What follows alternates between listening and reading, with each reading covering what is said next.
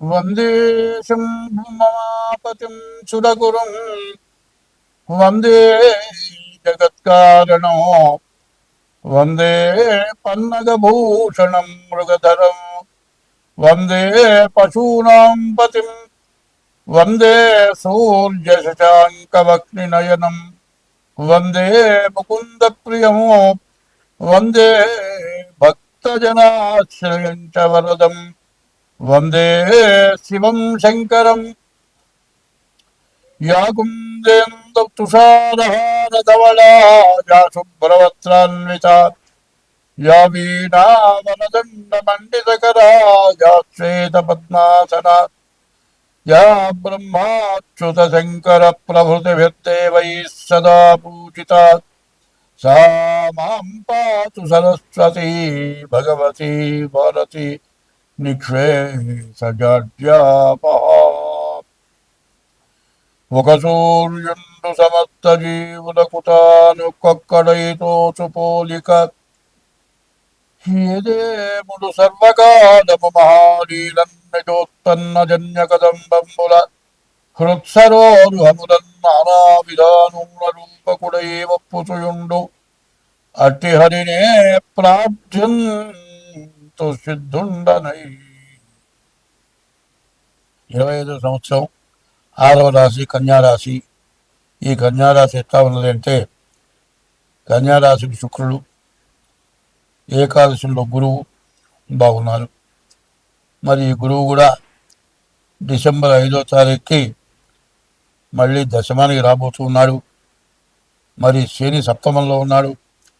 ఈ రాశి వాళ్ళకి భార్యాభర్తలకి తగాదాలు వచ్చే లక్షణాలు ఉన్నాయి.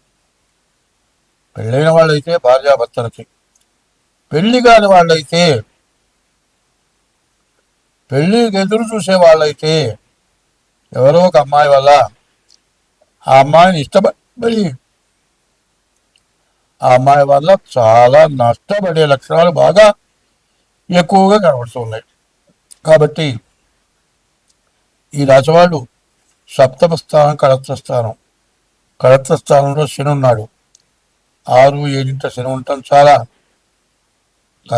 చాలా కష్టదశ, చెప్పడానికి వీలు కాని కష్టదశ. ఈ రాశి వాళ్ళు వ్యాపారస్తులకు చాలా కష్టతరంగా ఉంది. మరి వ్యవసాయదారులకు మాత్రం పూర్తిగా బాగుంది. చదువుకునే పిల్లలు, ఉద్యోగం చేసే వాళ్ళకి మంచి ప్రమోషన్లు వస్తాయి. విదేశాలకు వెళ్ళే వాళ్ళకు కూడా విదేశాలకు వెళ్ళడానికి మంచి అవకాశం.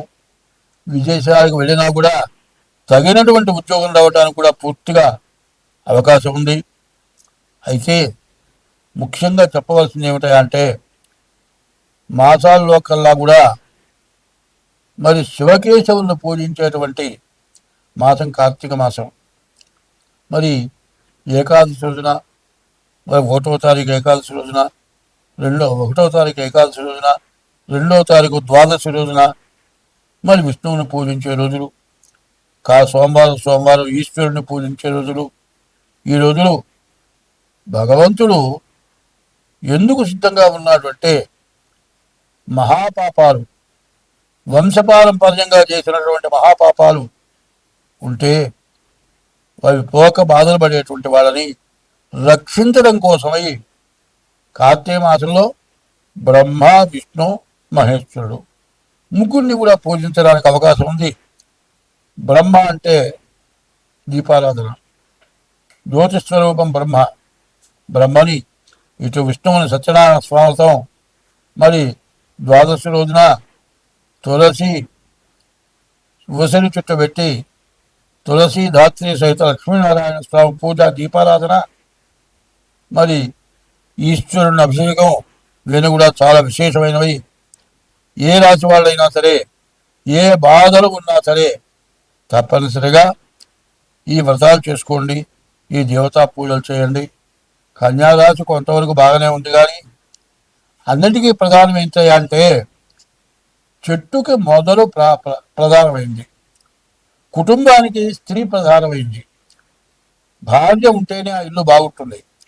భార్య లేనటువంటి వాడు బజారు పాలే. భార్య ఉంటే గృహంలో ఉంటాడు. గృహము, గృహిణి, గృహస్థు అంటారు.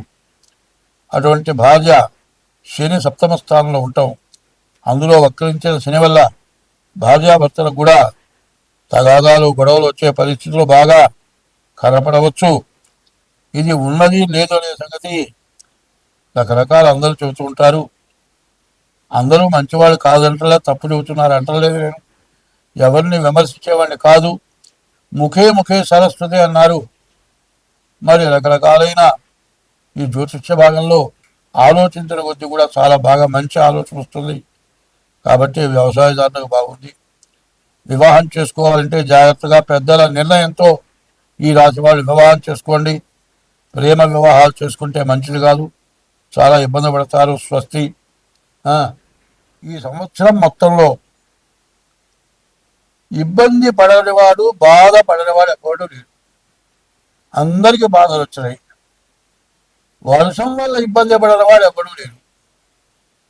ఉద్యోగం అంటే గవర్నమెంట్ ఉద్యోగం కానీ ఏ ఉద్యోగం అయినా కానీ బండి మీద కానీ 2 వీలర్ మీద కానీ 4 వీలర్ మీద కానీ పోతూ ఉంటే డ్రైనేజ్ పొంగి కార్లు మునిగిపోయి, కార్లు ఇంజన్లు పాడైపోయి, కార్లు వరదల్లో కొట్టుకుపోయి ఇబ్బంది పడ్డవాడు ఉన్నారు. సరే, నడిచిపోయే వాళ్ళ బతుకు చెప్పక్కర్లా. కూలి పను ప్రైవేట్ జాబులు చేసుకునే వాళ్ళ పరిస్థితి చెప్పనే అవసరం లే. నిత్యం కూలి పని చేసుకునేవాడు వర్షంలో పని కుదరదు చేసుకుంటానికి కుదరదు. ఇవాళ అందరూ తిండికి లేక అప్పుల పాలైపోయి ఎవరు అప్పు ఇచ్చేవాళ్ళు లేక బతకడం ఎట్లాగో అర్థం కాక బతకాలో చావాలో తెలియక కొట్టుమిట్టాడుతున్నారు ప్రజలంతా కూడా. ఈ బాధలు ఎందుకు వచ్చినాయి అంటే యుద్ధం వచ్చింది. డీజిల్ దగ్గర నుంచి పెట్రోల్ దగ్గర నుంచి అన్నీ పెరిగిపోయినాయి. వీటి వల్ల ప్రతి వస్తువు ధరలు పెరుగుతాయి. మరి రాజకీయ నాయకులు కానీ మరి రాజ్య పరిపాలకులు కానీ ఎవరు ఏం చేయలేరు. ఈ పెరిగిన దాన్ని ఎట్లా కొన్నాడు? మళ్ళీ సక్రమైన దారి వచ్చి పంటలు వచ్చి కనీసం కూరగాయలు కూడా దొరకని పరిస్థితి వచ్చింది. ఇప్పుడు ఎవరు దిక్కు? దేవుడే. దేవుణ్ణి పూజించక తప్పదు. ప్రతివాళ్ళు కూడా ఈశ్వరుని, విష్ణుమూర్తిని, ఇష్ట దైవాన్ని, తల్లిదండ్రుల్ని, కులదేవతల్ని గట్టిగా మనస్సు పెట్టి పూజిస్తేనే కొంతైనా బాధలు తీరుతాయి. అదే కాదండి, ఎవరు ఎన్ని చేసినా బతికున్న తల్లిదండ్రులకి అన్నం పెట్టకపోవటం, వాళ్ళు తిన్నారా తినలేదా చూడకపోవటం, కనీసం వాళ్ళని వృద్ధాశ్రమాలకు పంపించడం, తర్వాత విదేశాల్లో ఉన్నవాళ్ళు వృద్ధాశ్రమంలో ఉన్న తల్లిదండ్రులు చచ్చిపోతే రాకపోవటం, దహనం చేయకపోవటం, కర్మ చేయకపోవటం, ఇవి చెయ్యరాని మహాపాపాలు. వాళ్ళకి ఎవరేం పెట్టారు? ఏం తిన్నావా? అన్నం తిన్నావా? ఏం తిన్నావని ఆలోచన పెద్దవాళ్ళకు ఉండదు. నా కొడుకులు, నా కోడళ్ళు, నా కూతుళ్ళు, నా అల్లుళ్ళు, నా మనవాళ్ళు, నా మనవరాళ్ళు వాళ్ళని చూడాలని వాళ్ళ ప్రాణం పీకుతుంటుంది. కానీ వృద్ధాశ్రమంలో కూడా వాళ్ళని తలుచుకుంటూ పిచ్చి వాళ్ళు అయిపోతున్నారు. తల్లి, తండ్రి, గురువు, దైవం అన్నారు. ముందు తల్లిదండ్రులని సరిగ్గా చూడాలి. ఈ పాపం బాగా ఇబ్బంది పెడుతోంది. తర్వాత వ్యభిచారం.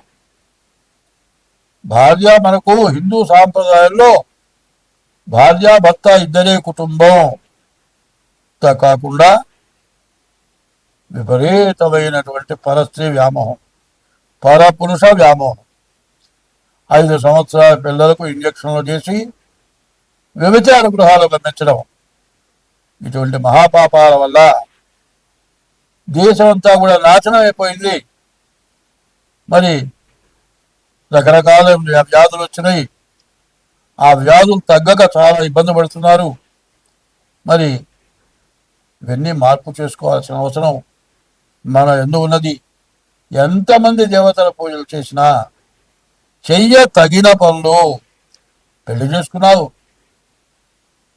2 3 పిల్లలు కన్నావు, నీ దాంట్లో ఉద్యోగం చేసే పిల్లలు నువ్వు మరిగావు, నీ భార్య ఉద్యోగం చేస్తుంది, ఆమె కన్ను మెరిగింది, చెరుగొడుతో 2 వెళ్ళారు. ఆ పిల్లలు ఏమైపోతున్నారు? తల్లిదండ్రులు, అమ్మమ్మ తాతో, నాయనమ్మ తాతో కొన్నాళ్ళ పాటు వాళ్ళు ఉంటే చూస్తారు, వాళ్ళు లేకపోతే ఆ పిల్లల గతి అనాథ శరణాలయం. చివరికి ఏమవుతుంది? యవ్వనం పోయిన తర్వాత చేసుకున్న భార్యలాగా పరస్త్రీల వల్ల, పరపురుషుల వల్ల విభజన వెళ్ళిపోతారు, ఉండరు. పూర్తిదాకా వాళ్ళు కాలం గడిపేవాళ్ళు 1000లో ఒక్కడు కూడా కనపట్టలే. చివరికి భార్య గతి అవుతుంది. అదే పెళ్లి చేసుకోకుండా ఉన్న భార్య అయితే గతి అయిన భార్య ఉంటుంది. ఇద్దరు చెరగలను పెళ్లి చేసుకుంటే హిందూ సాంప్రదాయమైన సనాతన వ్యవస్థ నాశనమైపోతుంది. సనాతన వ్యవస్థను పూర్తిగా విడగొట్టుకున్నారు. వస్త్రధారణ పూర్తిగా పాడైపోయింది. ఈ వస్త్రధారణ ఎందుకు చేస్తున్నాం అనేది ఆలోచించుకోవాలి. నేను చెప్పటం కాదు, ఇంట్లో పెద్దవాళ్ళు